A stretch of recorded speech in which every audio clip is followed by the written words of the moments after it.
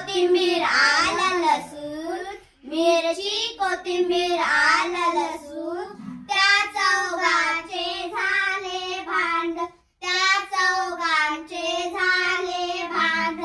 कशावरून कशावरून एवढ्याशा खोबऱ्याच्या तुकड्यावरून, एवढ्याशा खोबऱ्याच्या तुकड्यावरून.